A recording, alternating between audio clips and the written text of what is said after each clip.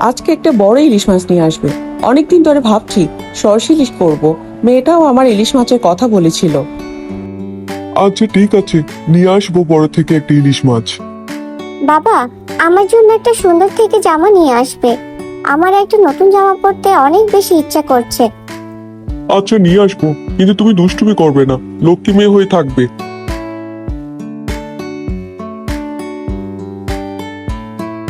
ঘরে চল মা, আমার অনেক কাজ পড়ে আছে। মা, তুমি যাও, আমি কতক্ষণ এখানে খেলাধুলা করি। আমার ঘরে ভালো লাগছে না। আর আমাকে ঠান্ডা পানি দিয়ে মুড়ি ভিজিয়ে দাও।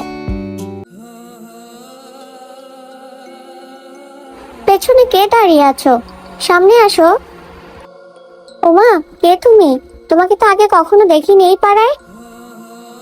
আমরা এখানে নতুন এসেছি। আমার মা মেডিকেলে চাকরি করে। আমার ঘরে একা ভালো লাগছিল না, তাই ঘুরতে ঘুরতে এদিকে চলে এসেছি। তুমি কি আমার সাথে খেলবে? অবশ্যই খেলবো। আজকে থেকে আমরা বন্ধু হলাম। কিন্তু তুমি উপরে দাঁড়িয়ে আছো কেন? ওখান থেকে পড়ে যাবে। নিচে নেমে আসো। না, আমার এখানেই দাঁড়াতে ভালো লাগছে। আমি এদিক দিয়ে হেঁটে যাব, আমার অভ্যাস আছে। চলো তোমাকে আমাদের বাড়িটা দেখিয়ে নিয়ে আসি।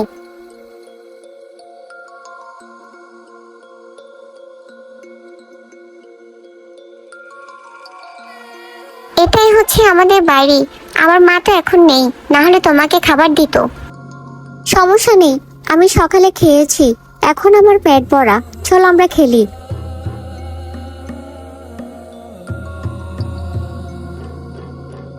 আমি এসেছি অনেকক্ষণ হয়ে গেছে। আমার মা চিন্তা করবে। আমি এখন বাড়ি চলে যাই, পরে আসবো। আচ্ছা ঠিক আছে, আসবে কিন্তু আমাকে ভুলে যাবে না। আমার কিন্তু কেউ নেই।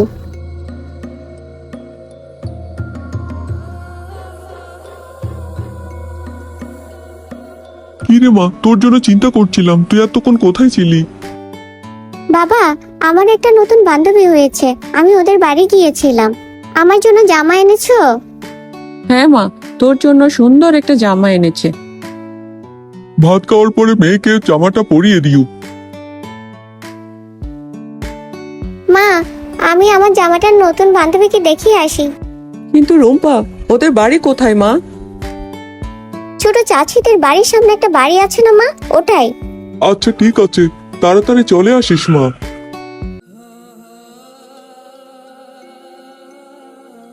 বর্ণা, দেখো আমি এসেছি।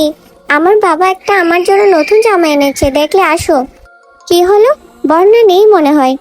নিশ্চয় তার মায়ের সাথে হাসপাতালে গেছে। তুমি কি আমার মেয়ের বান্ধবী? আমাকে তোমার কথা বলেছিল। বর্ণা তো ঘুমোচ্ছে, তুমি বাড়ি এসে অপেক্ষা করো।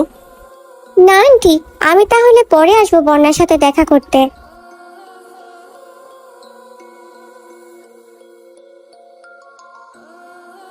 মেয়েটা চলে গেল, আবার আমরা একা হয়ে গেলাম।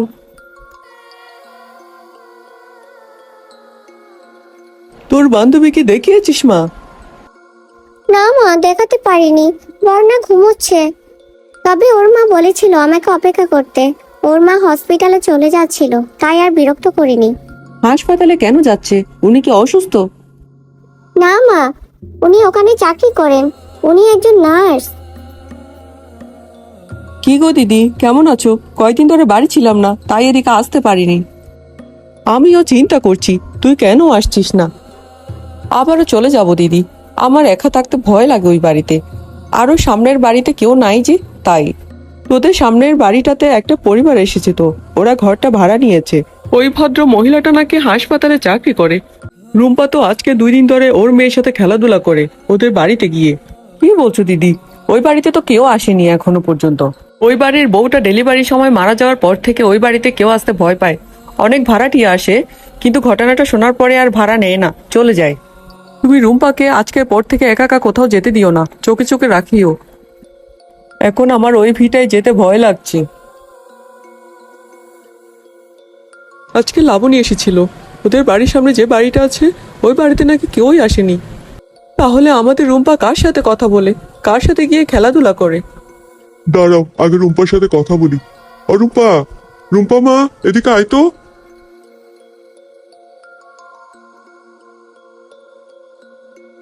আমি আর তোর মা চিন্তা করেছি তোর বান্ধবীর বাড়িতে যাব, আজকে ওদের সাথে পরিচিত হয়ে আসবো। এটা তো খুব ভালো কথা বাবা। তাহলে চলো, আমি তোমাদেরকে নিয়ে যাচ্ছি ওদের বাড়িতে।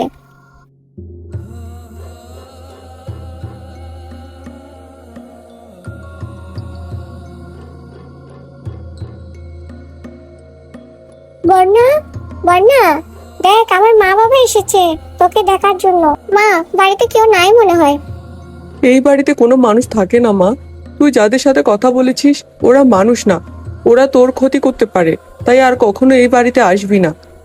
অনেক বছর আগে এই বাড়িতে একটা মহিলা মারা গেছে, সাথে তার পেটে বাচ্চাও মারা গেছে। সেদিনের পর থেকে এই বাড়িতে আর কেউ থাকে না। তাহলে দিদি, রুম্পা যে মেয়েটাকে দেখেছে ওই ছোট্ট মেয়েটি হচ্ছে সেদিনের মেয়েটি যেটা পেটে মারা গেছিল।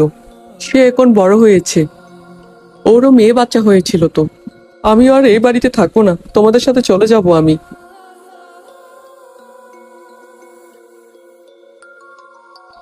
আমারও আমাদেরকে একা করে দিল।